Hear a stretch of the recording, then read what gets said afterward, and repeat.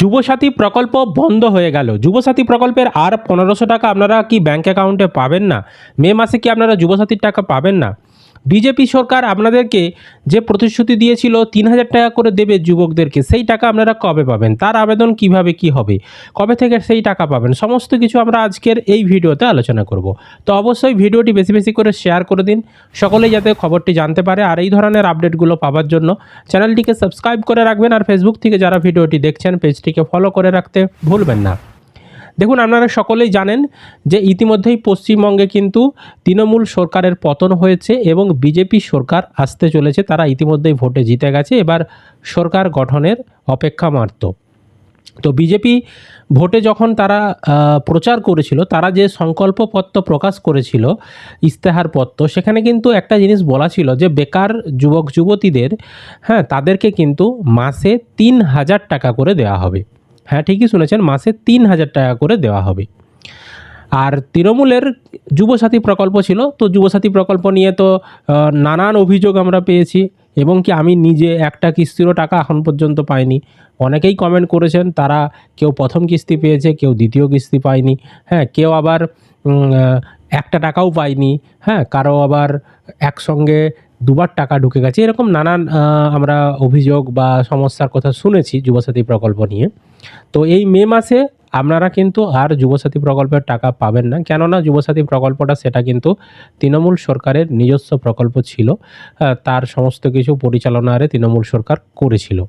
যেহেতু বিজেপি সরকার ঘোষণা করেছিল যে যুবসাথী যে প্রকল্পটা, তার অল্টারনেটিভ হিসাবে, মানে তার পরিবর্তে যদি বিজেপি ক্ষমতায় আসে তাহলে তারা 3000 টাকা করে দেবে। তো সেক্ষেত্রে বিজেপি সরকার গঠন করার পর, মন্ত্রীরা শপথ নেওয়ার পর, মুখ্যমন্ত্রী শপথ নেওয়ার পর, তারপর বাজেট আর ঘোষণা হবে, বাজেটে টাকা বরাদ্দ হবে, তারপরে কিন্তু আপনাদের ব্যাঙ্ক অ্যাকাউন্টে যুবসাথী প্রকল্পের টাকা ঢুকবে।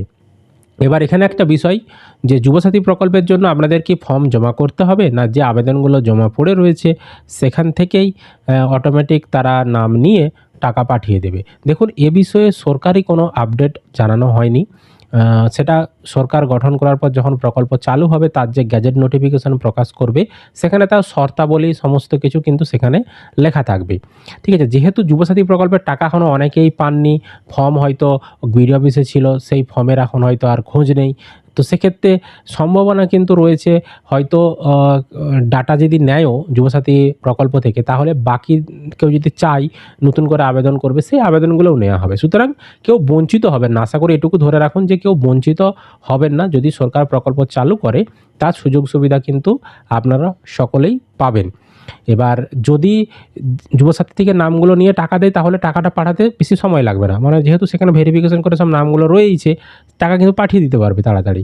আর যদি এরকমটা হয়, আপনাদের কাছ থেকে আবেদন গ্রহণ করবে, মানে ধরুন অনলাইন বা অফলাইন পদ্ধতি তারা আবেদনের শুরু করলো, তারপর আপনারা ফর্ম জমা করবেন, তার সঙ্গে ডকুমেন্টস জমা করবেন, সেগুলো ভেরিফিকেশন করবে, তারপরে আপনাদের ব্যাংকে টাকা পাঠাবে, তাহলে কিন্তু সময় লেগে যাবে। তবে এটুকু ধরে নিন, এই মে মাসে আপনারা কিন্তু কোনো যুবসাথীর টাকাও পাচ্ছেন না।